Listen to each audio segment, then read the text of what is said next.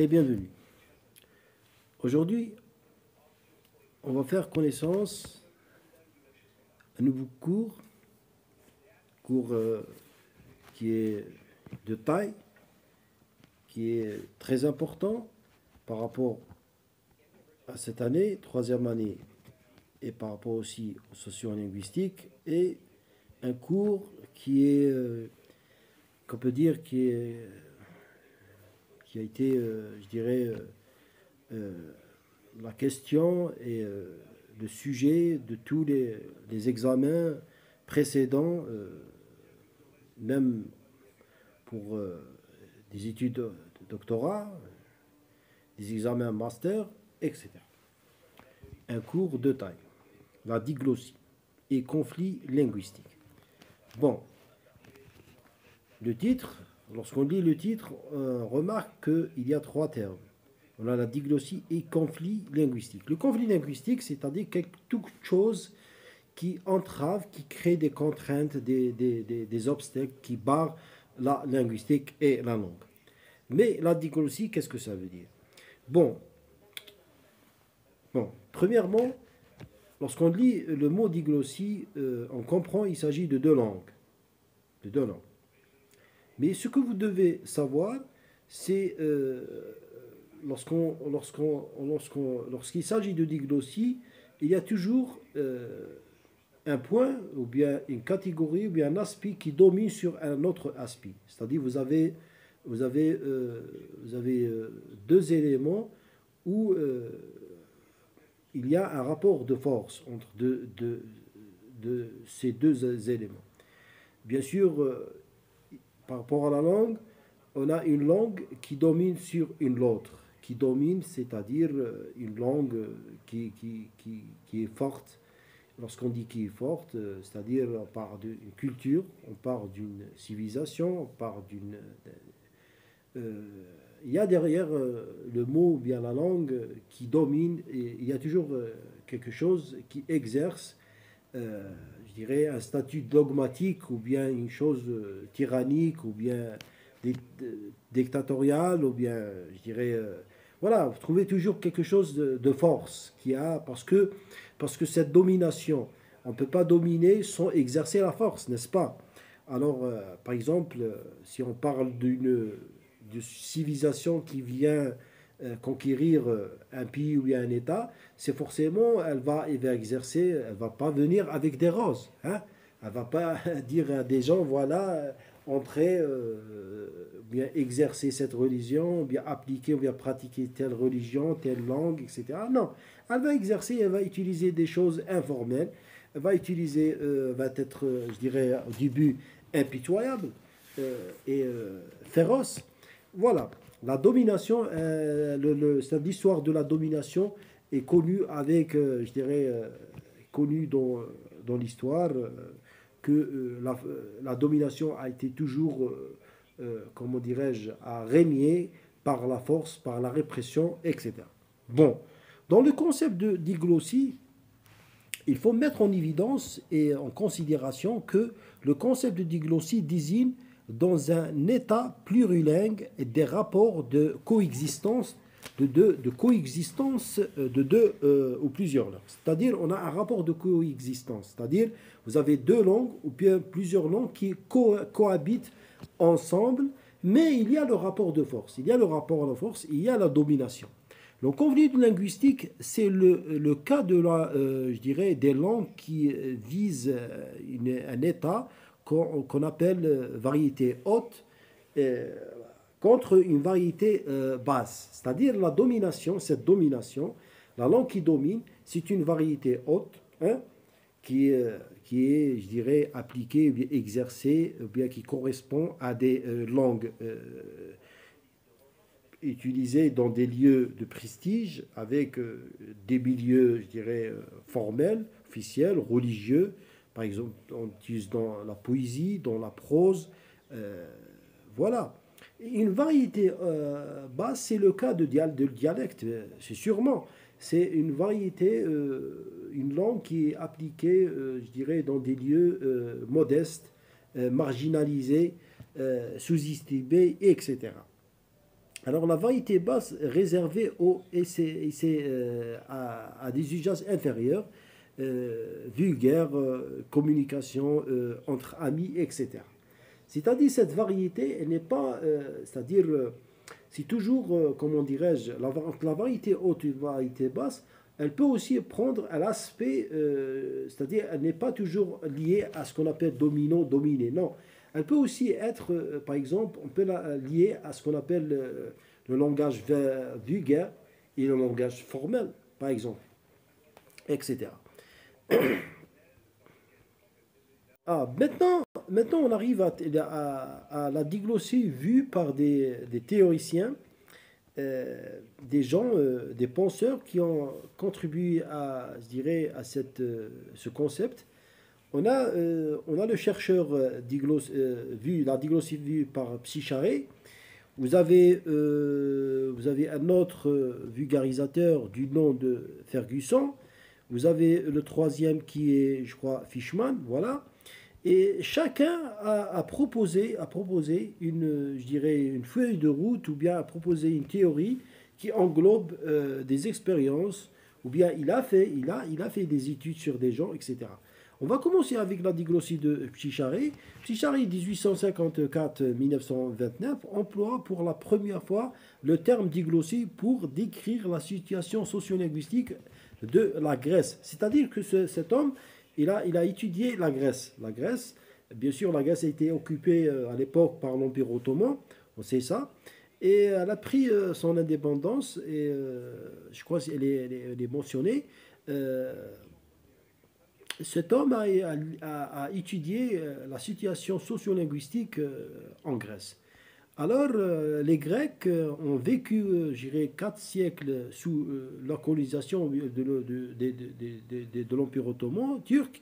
Après leur indépendance, ils optent par un dialecte ou bien à parler du nom de Kata-Rovusa, c'est-à-dire une langue épurée, une variété savante, puriste, archaïsante, c'est-à-dire ancienne, et défendue par des idéologues réformateurs dont Adamantios Korais, ça c'est un je dirais, des défendeurs de cette Kataravusa, demeura plus ardent, purification linguistique, etc., à l'exclusion d'un autre parler du nom du démotiqué. C'est-à-dire vous avez une rivalité entre ce qu'on appelle le Kataravusa et le démotiqué. Au début, les gens ont opté pour la Kataravusa et qu'est-ce qu'ils ont fait? Ils ont marginalisé, ils ont délaissé, ils ont pas accepté se parler du nom de démotiqué, qui signifie la langue parlée par le peuple. Une langue influencée par des emprunts en latin, au turc et en langue slave, mais aussi au français et à italien. C'est-à-dire que ce démotiqué, c'était un mélange. Une langue qui incorpore des termes italiens, des termes français, des termes arabes, des termes latins, turcs, etc. Mais le peuple à cette époque, il a refusé ce parler. Bon, vous voyez que tout qui est en vert, c'est-à-dire l'essentiel. C'est-à-dire l'essentiel dans ces textes que vous devez retenir. En 1917, bien sûr, on parle des partisans de Dimotiquet. Ils n'ont pas baissé les bras. Ils n'ont pas baissé les bras. Ils ont continué, c'est-à-dire leur combat pour que ce Dimotiquet doit être une langue parlée, enseignée au sein de la société grecque. Ce dernier est intégré dans le... Bon, ils ont aussi, en 1917, sur la pression des associations pour la renaissance du Dimotiquet, ce dernier est intégré dans l'enseignement. C'est-à-dire ils ont eu une acceptation que ce Dimotiquet doit enseigner, etc. Mais ce qui intrigue, c'est que les Grecs, à la fin, ils ont choisi le Dimotiquet. Parce on a dit, si vous vous rappelez, que ici, le peuple a choisi le Katarouvusa. Vous voyez, le Katarouvusa. Mais en fait, compte, c'est pas, il y a quelque chose qui s'est passé. Elle n'est pas démontrée, mais voilà, les peuples changent, ils changent. ils ont accepté bien, ils ont opté pour le Kataravoussa et le démotiqué, non, ils ont accepté le démotiqué, pardon, et le Kataravoussa, il est devenu une langue, je dirais, ancienne, perdue et oubliée. Et voilà, c'est ça, c'est-à-dire la théorie de Pshikaré, c'est-à-dire au sein de la Grèce. Euh, voilà, ça c'est l'essentiel. Maintenant, on arrive à une autre théorie dans le même concept, selon Ferguson. Selon Ferguson, qu'est-ce qu'il va faire? Ferguson, il va prendre les études et les travaux de son prédécesseur et il va les appliquer, il va laisser, il va toucher, il va mettre, je dirais, sa, sa, sa, sa vision, ses pensées, ses nouvelles, je dirais, euh, idées par rapport à cette théorie. En 1959, aux États-Unis, Charles Ferguson, dans son article Diglossia, réactive ce terme, mais en lui donnant une teneur pardon, conceptuelle. Voilà, c'est-à-dire il va continuer ses travaux. Psychari, pour illustrer les situations, il prend 4 exemples de situations anaphones. D'accord. Bon, par rapport à, à la théorie de Ferguson, qu'est-ce qu'il va faire? Il va utiliser une expérience sur, bien sûr, des gens. La première situation, euh, elle est, je dirais, sur situation arabophone, sur l'arabe classique et dialectal, et puis il va utiliser sa théorie sur le démotiqué et le caractère Vusa, et utiliser aussi, il va tester ça avec, sur les Haïtiens en Haïti, avec le créole et le français, parce qu'en Haïti, ils parlent le créole et le français, et une partie germanophone en Suisse, qui parle l'allemand et le Dutch. Ils parlent l'allemand et le Dutch. C'est une expérience faite pour Ferguson sur ces peuples. Dans ces pays, les langues qui sont en situation de diglossie sont caractérisées par un ensemble de traits que Ferguson résume ainsi. Bon, il va nous donner, c'est-à-dire sa constatation. D'abord, après cette expérience, il a constaté que, d'abord, en vers, suivez-moi en vers s'il vous plaît, en répartition fonctionnelle des usages, on utilise la variété haute à l'église, dans les lettres, dans les discours, universités, etc., tandis qu'il utilise la variété basse dans les conversations familières, dans la littérature publique. C'est-à-dire qu'il a divisé la variété haute et la variété basse. Lorsqu'il s'agit de variété haute, je vais l'utiliser par exemple dans l'église, dans les œuvres, l'écriture, au discours, c'est-à-dire dans les lieux prestigieux. Hein. Et lorsqu'il s'agit de variété basse, je vais l'utiliser dans des endroits, je dirais, modestes, etc.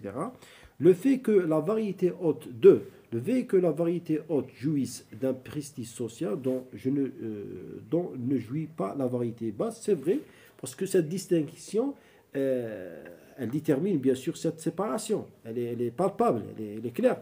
Et la 3, vous avez le fait que la variété haute était utilisée pour produire une littérature reconnue et admirée.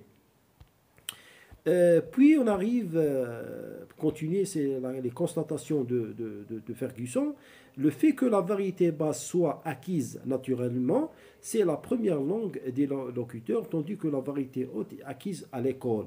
C'est-à-dire que la variété haute, elle est toujours liée à l'école, l'enseignement, à les lieux prestigieux, etc. Mais l'autre, elle est acquise dans des lieux modestes, comme on a dit tout à l'heure, dans des lieux je dirais, professionnels, où il y a la manœuvre, les travaux, etc. Le fait que la variété 3, je crois 4, le fait que la variété haute soit fortement standardisée, grammaire, dictionnaire, etc.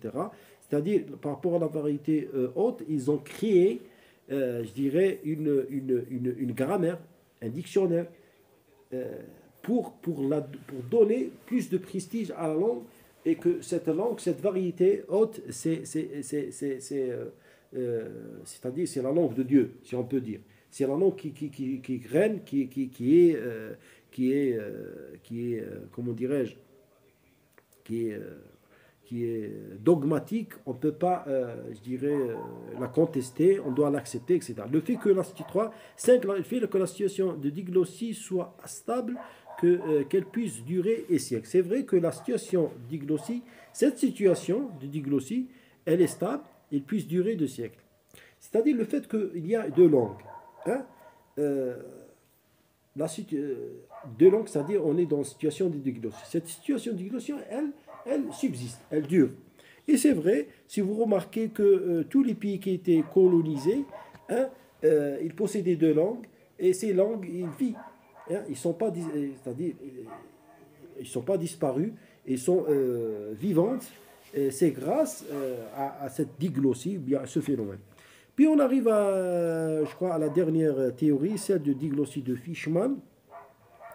Fishman, la même chose, il va puiser des gens qui l'ont précédé, de son prédécesseur, Ferguson, et il va aussi ajouter ses idées, ses notions, ses idées, sa façon je dirais, comment il voit, c'est-à-dire la relation entre les deux, cette variété haute et basse, et il va nous donner aussi son point de vue.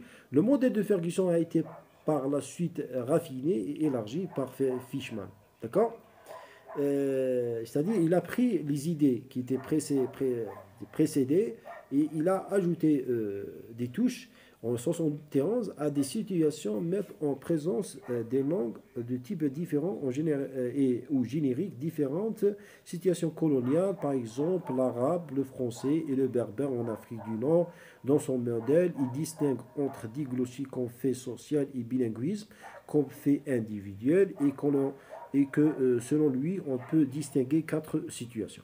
Bon, sa théorie, elle émerge, ou bien elle sort avec des situations, comme tous les théoriciens.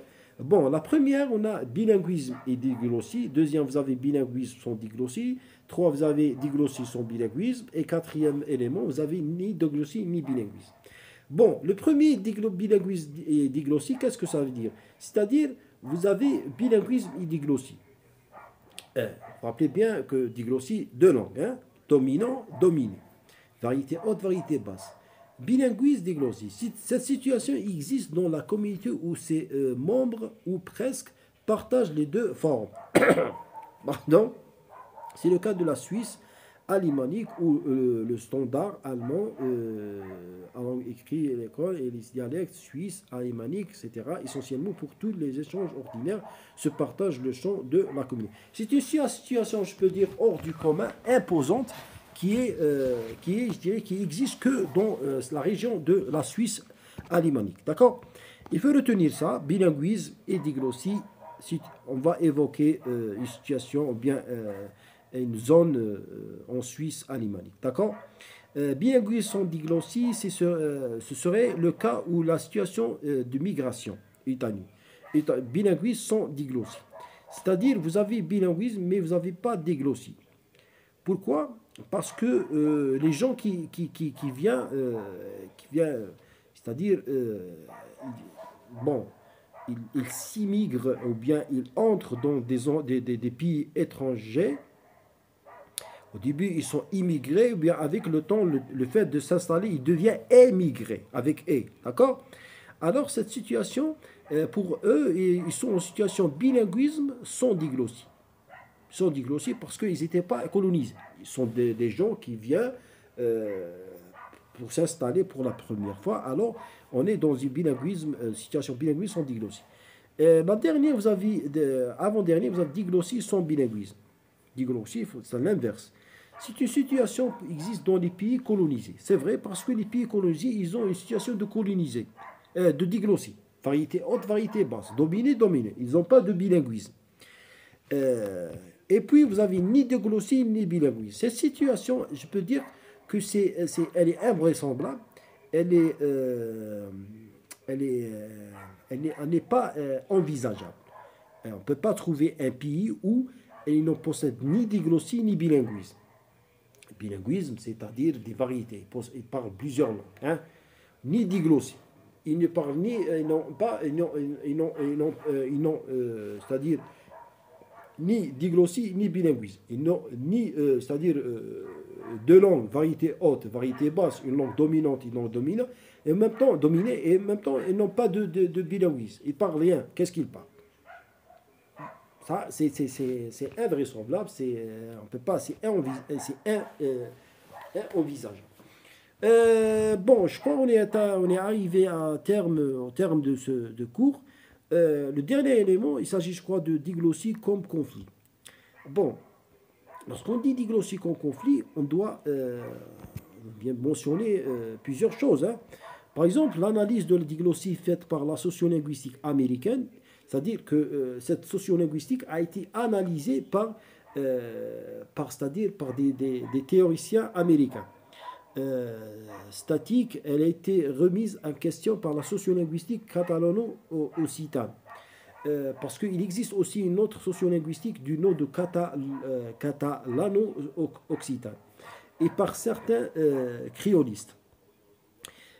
Fishman définit la diglossie en partant des fonctions différentes que remplissent c'est-à-dire des langues dans une même société, même comme si ces fonctions sont douées à un prestige que, je dirais, que la maîtrise d'une variété linguistique peut à la langue influer sur la statut social de locuteur d'un groupe.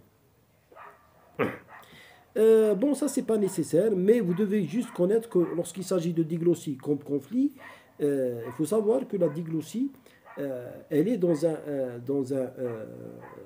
une situation de conflit je dirais, lorsqu'on a, je dirais, la problématique de, lorsqu'il s'agit de conflit, diglossie comme conflit, c'est le cas où on détecte cette variété haute et basse. C'est-à-dire le cas où vous avez une langue qui domine sur l'autre, ça c'est une situation de conflit. Parce que, pourquoi on a un conflit dans une langue, hein? C'est tout à fait normal c'est tout à fait simple, bien forcément il y a une langue qui exerce une autorité sur l'autre. Alors ça c'est la situation de conflit, tout simplement. Puis on arrive, je crois, à la fin. Merci de votre attention, mes amis. J'espère que ces cours seront bénéfiques et seront utiles pour les camarades qui viennent, Inch'Allah, de passer la 3e année. Et je vous conseille, booster votre oral, votre écrit, réviser. Il ne faut pas baisser les bras. Votre langue se perfectionne avec le temps, etc. Révisez votre leçon. Merci de votre attention et à la prochaine.